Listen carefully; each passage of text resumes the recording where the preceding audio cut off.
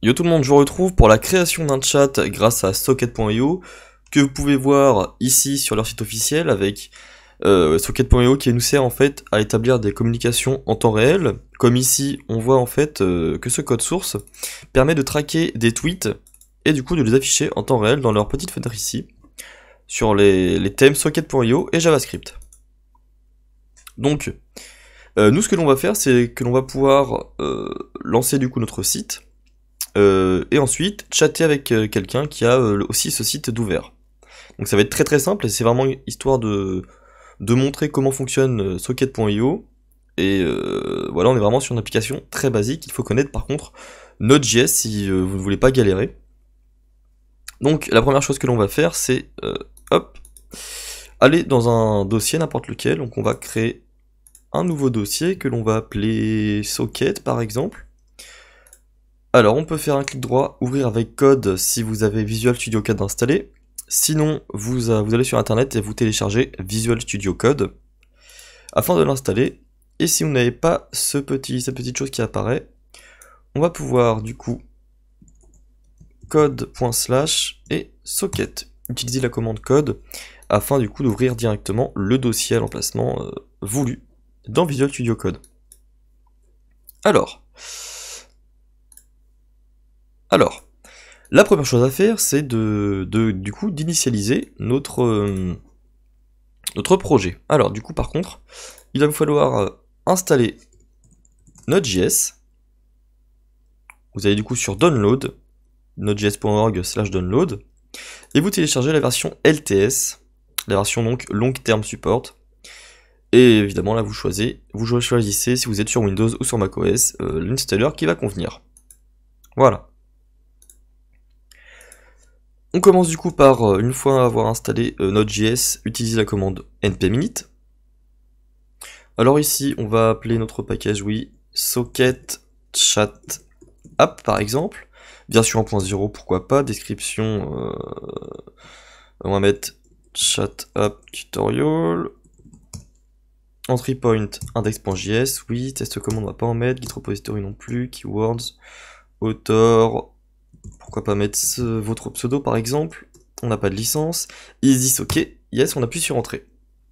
Donc on a package.json qui a été créé. Ça, le script, on va pouvoir le supprimer. Voilà. La licence, on s'en fiche complètement.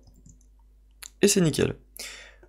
Alors premièrement, du coup, dans mon terminal, alors déjà, je ne vous ai peut-être pas montré, mais dans terminal, du coup, sur Visual Studio Code, vous pouvez lancer un nouveau terminal en cliquant sur terminal en haut à droite, puis nouveau terminal, ou en appuyant sur la touche CTRL-U. Vous serez normalement avec PowerShell. Alors si vous n'arrivez pas à ouvrir de terminal comme ceci, on va pouvoir, dans le dossier socket, faire un maj clic droit, ouvrir la fenêtre PowerShell ici, et du coup installer d'abord Express. Alors Express qui va être en fait un moyen, un framework qui va permettre de créer, de gérer des serveurs, une application JavaScript donc serveur plus facilement. Et ensuite on va installer socket.io avec la commande npm install. Voilà. Si tout s'est bien passé, vous avez normalement dans votre package.json deux dependencies, Express et socket.io. Peut-être pas les mêmes versions que moi, puisque si vous regardez la vidéo plus tard, les versions ont pu être mises à jour.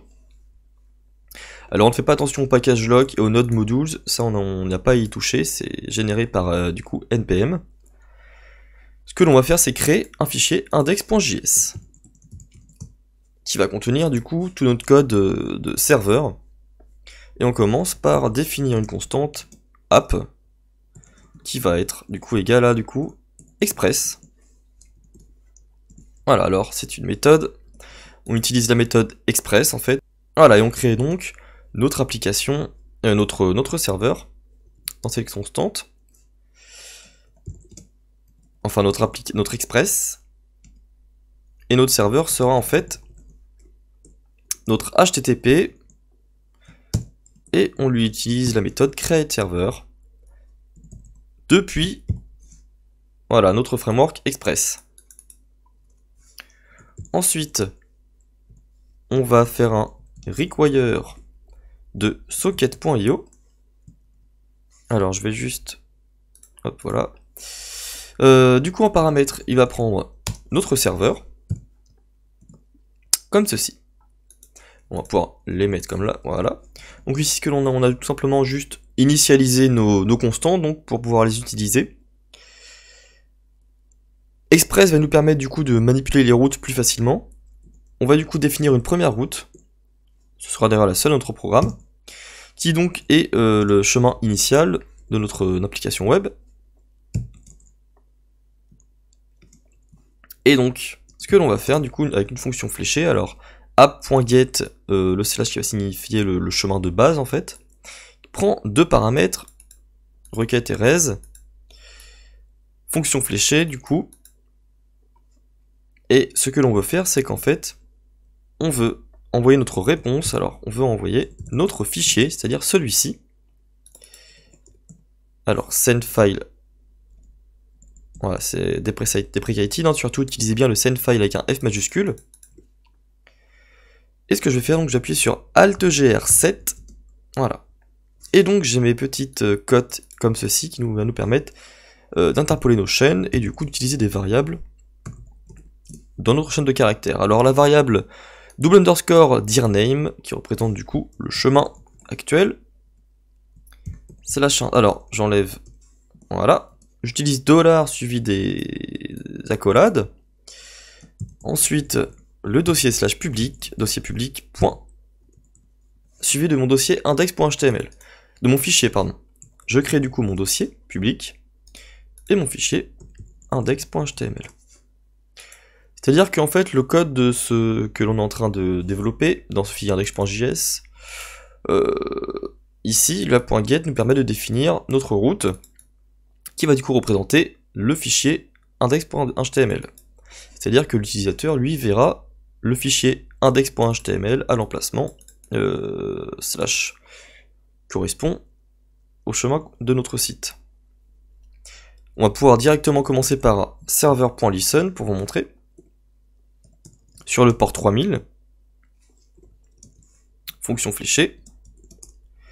On peut ici marquer console.log serveur écoute sur le port 3000. Voilà. Je vais du coup utiliser node index.js. Alors, il manque un petit E. Du coup, ce que je peux faire, c'est aller sur localhost 2.3000. Voilà, et vous voyez, on a une page blanche. Alors c'est tout à fait normal, puisqu'ici dans notre index.html, il n'y a rien. Alors on peut utiliser le petit raccourci HTML5. On a notre body, alors on va appeler ça socket.io chat. On y retourne, on actualise, et vous voyez, on a bien le titre qui apparaît. Et si je fais un clic droit, afficher la page source, on a bien le code source qui est apparu. Voilà. Donc on a établi notre route. Alors si on mettait /test, je vais relancer le serveur. Alors je vais sur CTRL-C pour l'arrêter. Je peux le lancer aussi d'une autre manière en utilisant démarrer le débugage ou la touche F5 et en sélectionnant Node.js. Écoute sur le port 3000. J'actualise, là vous voyez, la route n'a pas été trouvée. C'est normal, j'ai défini test dans mon code. Donc c'est la route test qui existe, /test. Et on se trouve du coup sur la page index.html, vous voyez. Comme ça que cela fonctionne. Donc ça c'était la définition de notre route et du coup le lancement de notre serveur. On va du coup utiliser notre socket.io. Alors, on a notre constante io qui représente notre socket. Et on va pouvoir du coup utiliser les événements. Alors il y a de multiples événements qui existent, vous pouvez vous renseigner sur la documentation avec le lien dans la description. Je suis donc dans la rubrique Connection Lifecycle. Et comme vous voyez ici, c'est un petit schéma qui représente le cycle de vie d'un socket. Et donc nous ce qu'on va chercher, c'est à gérer l'événement de connexion, pour savoir quand est-ce qu'un utilisateur se connecte à ce socket. Vous voyez, on a l'événement connect, disconnect, connect error, qui vont du coup nous servir. Alors ici, on va utiliser un io.on, qui permet du coup de gérer un événement. Connection. L'événement connection, du coup, va se produire quand on va obtenir une nouvelle connexion. On va pouvoir utiliser un paramètre, le socket. Alors ici, on va pas utiliser on va pas l'utiliser, donc on va utiliser des parenthèses vides, mais si jamais vous savez, il faut savoir qu'il y a la possibilité d'utiliser le socket en paramètres. Ok, hop. Et ce que l'on va faire, c'est tout simplement marquer console.log, un utilisateur. Alors j'utilise l'anti-slash, c'est connecté. On met un petit point aussi, voilà, comme ceci. Pour qu'ensuite cet événement entre en jeu, il va nous falloir aller dans notre index.html et du coup rajouter un script. Alors avant la fin de mon body, script comme ceci. Alors je vais activer. Non, c'est bon, voilà. Ce qu'il va falloir faire du coup, c'est utiliser en fait socket.io met à disposition un script donc automatiquement client. Alors juste au-dessus de ma balise de script ici, on va pouvoir mettre un script src égale socket.io slash socket.io.js. Voilà. C'est donc en fait ici que notre script client va se trouver. On va regarder ça dans notre programme. Alors, je crée ensuite une variable socket qui est donc égale à la fonction io qui se trouve dans ce fichier ici. Et je vais pouvoir du coup lancer mon écho sur le port 3000, mon serveur. J'actualise. Et vous voyez, un utilisateur s'est connecté. J'affiche la page source. Et on voit en fait qu'il y a bien un fichier socket.io.js qui existe, qui est généré dynamiquement par la librairie socket.io. Voilà. Donc je me suis bien connecté, c'est parfait. Alors n'oubliez surtout pas, si vous voyez qu'il ne se passe rien, c'est que vous n'avez sans doute pas utilisé cette méthode là.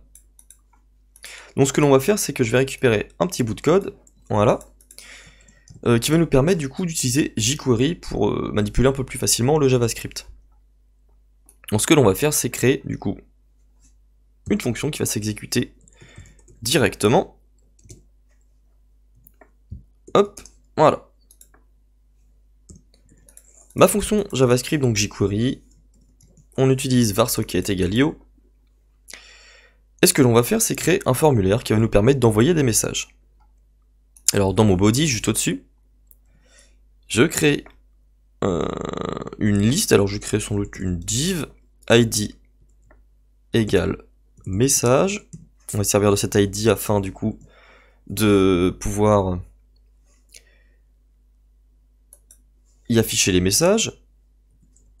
Je crée du coup mon formulaire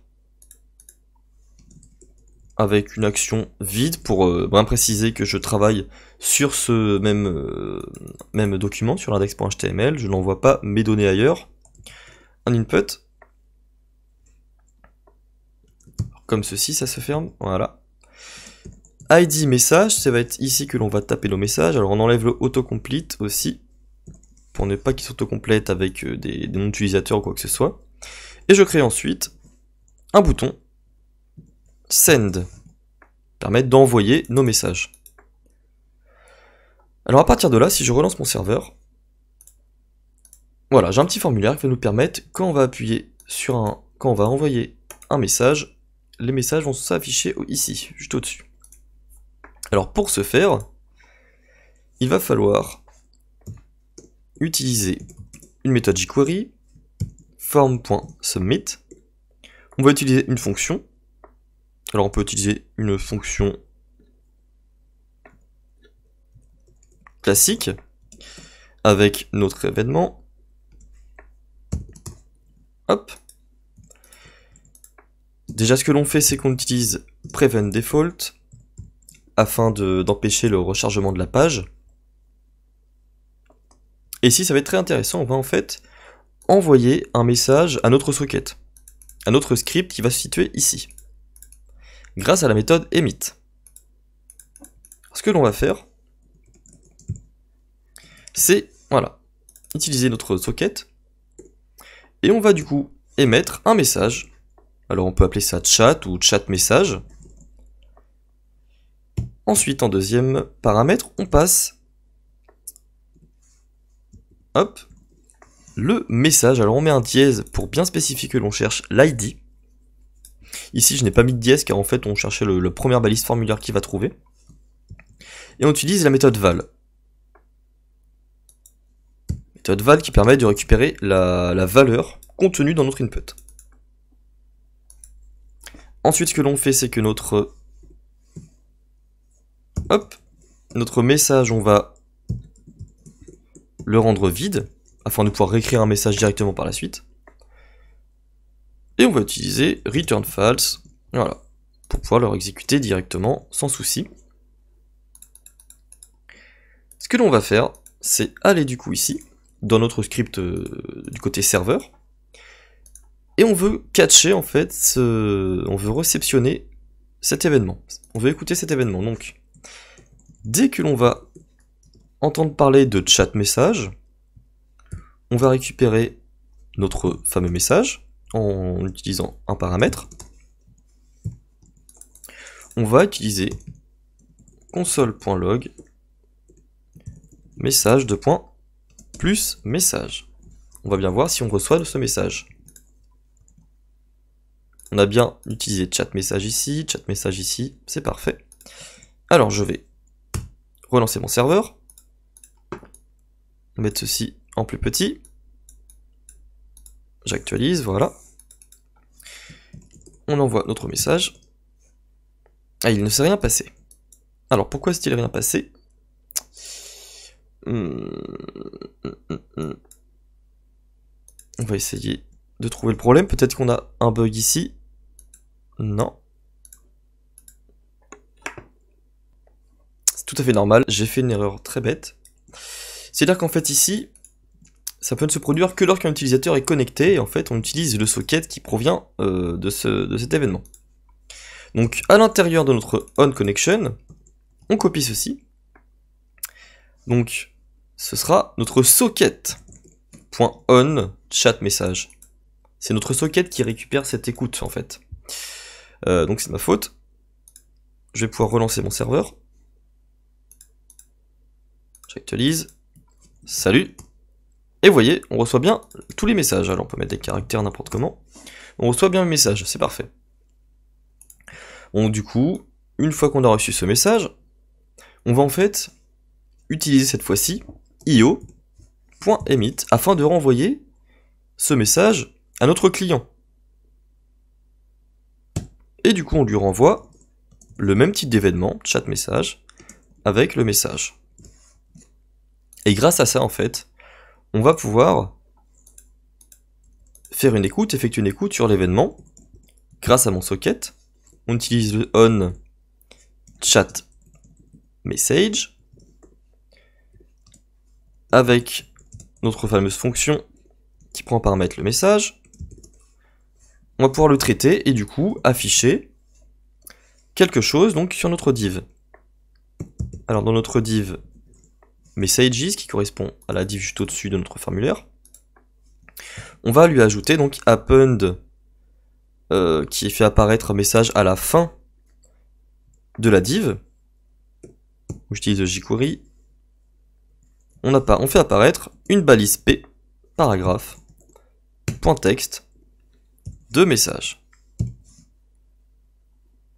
Je vais pouvoir relancer mon serveur. Un utilisateur s'est connecté. Salut. J'avais pas actualisé la page. Salut. Voilà. Si je lance une deuxième page, comme ceci, j'actualise la page. Yo. Et vous voyez du coup que nos messages sont correctement transférés. Et du coup on a un chat qui fonctionne. Et alors si on actualise la page, les messages ne sont pas sauvegardés. On peut aussi du coup s'amuser à contrôler la déconnexion, pardon. Donc sur notre socket, on utilise le on, alors dans mon index.js, à l'intérieur de io.onConnection, une fois qu'un utilisateur est connecté, et seulement lorsqu'il est déjà connecté, on peut gérer l'événement onDisconnect. Fonction fléchée, hop, voilà. Et je peux écrire console.log user disconnected. Ou un utilisateur s'est déconnecté en bon français. Voilà. Je relance. Donc en fait la déconnexion va se produire lorsqu'on va actualiser la page, on va se déconnecter puis directement se reconnecter. Alors après, si je ferme cette fenêtre, vous voyez, on a eu la déconnexion, tout simplement. Donc j'espère que vous avez apprécié cette vidéo sur le fonctionnement d'un chat avec Socket.io, cette très utile librairie. À l'aide de Socket.io et d'Express, on peut du coup créer un petit serveur qui nous permet d'effectuer un petit chat en JavaScript en quelques lignes de code. Si vous avez des questions, n'hésitez pas à laisser un commentaire. Si vous avez aimé la vidéo, n'hésitez pas à lâcher un pouce bleu. Et je vous retrouve très bientôt pour d'autres vidéos.